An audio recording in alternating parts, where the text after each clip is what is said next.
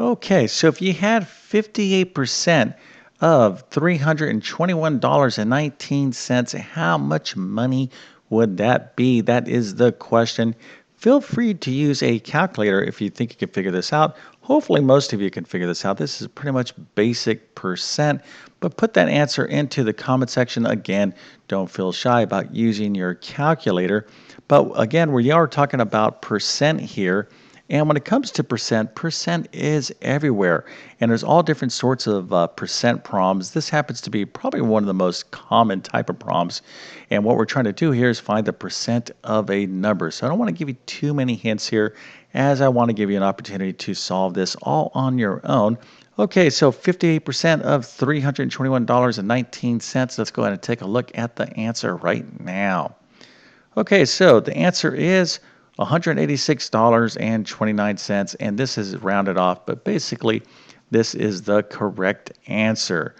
All right, so how did you do? Did you get this correct? Well, if you did, let me go ahead and give you a nice little happy face, an A plus, a 100%, and a few stars so you can celebrate your awesomeness in percent. Okay, now again, percent problems come in all sorts of varieties and flavors, so don't get, I would say overly confident about percent if you're like, oh, I could solve all percent problems. I could do this, therefore I can solve all different types of percent problems. Well, don't go so quickly, to your conclusion that you're good to go on percent, because I can tell you right now, a lot of people that can do this type of problem would have difficulty in solving a problem like this. 3 is 17% of what number? Okay, 3 is 17% of what number? So this is different than this type of percent problem. So here, this is where, things could get kind of a little bit, like, how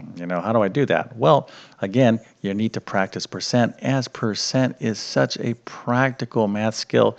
It's probably probably very well maybe the most practical math skill that all of us need to know, not only just for school, but just like real life, right? Just think about how often we see this symbol all day long. You go to the store, you're seeing it.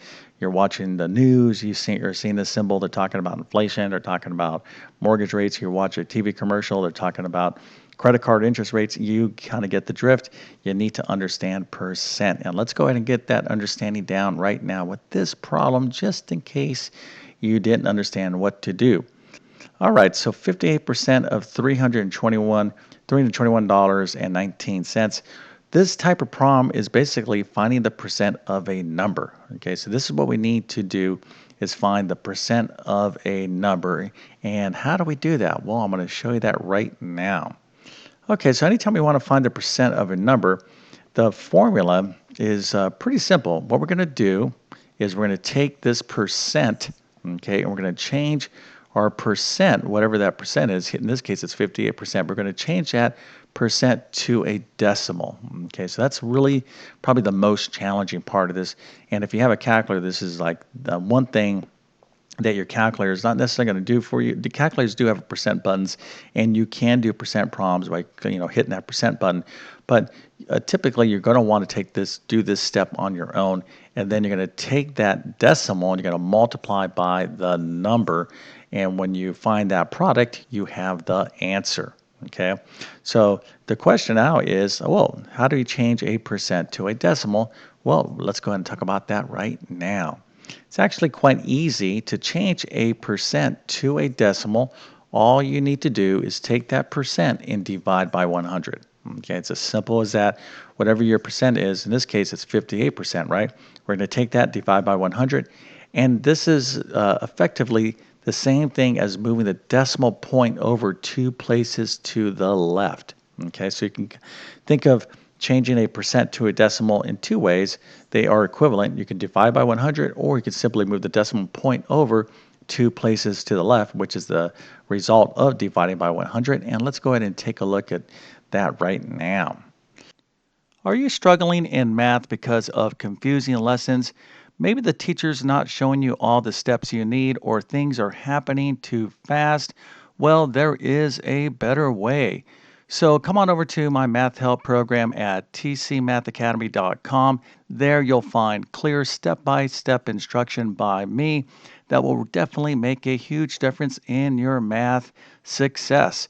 So make sure to check out all my courses by following the links in the description. Okay, so 58%, we want to go ahead and write this as a decimal. We're going to change that percent to a decimal. So again, I'm going to take that 58, I could divide it by 100. And if you go into your calculator, 58 divided by 100 is 0.58.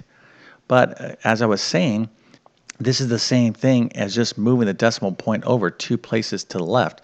So 58%, some of you might be saying, well, where is the decimal point? I don't see it. You didn't write it down. Well, anytime you're looking for the decimal point, if I wrote the number 14, well, you can just put 14.0. There is your decimal point. So in this case, 58%, you can think of this as 58.0%. So there is the decimal point. So what we're going to do is move it over 2 places to the left, 1, 2, and you can see it lands right there, 0.58. So we get the same answer. Okay, so this is the kind of the most critical skill here when you're finding the percent of a number is how you change a percent to a decimal. So now we have 0.58 as the decimal that represents 58%. Okay, so let's go ahead and take this to the next step. So all we're going to do is after we take our percent and convert that or write that as a decimal, in this case 58% is 0.58, we're going to multiply it by the number, and this number is 321.19. We get out our trusty calculators and we find this product. We get 186.2902, so we'll just go ahead and round this off to 186.29. And of course, we are talking about dollars, so let's put that dollar bill sign right there to represent that we are, in fact, talking about dollars. So 58% of $321.19 would be $186.29 approximately. Okay, what we just walked through is a classic, typical percent problem. Okay, but there's other type of percent problems as well. So you just gonna literally have to learn these one skill at a time. Now, one last comment on percent is percent can be taught in a couple different ways depending on who your math teacher is. So if you learn percent, if you're doing more percent problems, the way I might solve a problem might be different than the way you learned how to solve a percent problem, but that's perfectly fine. As long as you're not guessing and you're getting the correct answers and you know what you're doing, stick with the way you were taught. Okay, but if you're totally confused on percent, then of course, listen to, my techniques and my instruction, because I really think that I kind of teach percent in the most kind of basic way. But anyways, as long as you're not guessing, that's what counts and you can solve these problems. A couple of quick suggestions on percent. If you want to know more about percent, if you want to do more challenging problems, I have a ton of percent videos on my YouTube channel you can check out. And I also have 2 or 3 courses I would recommend.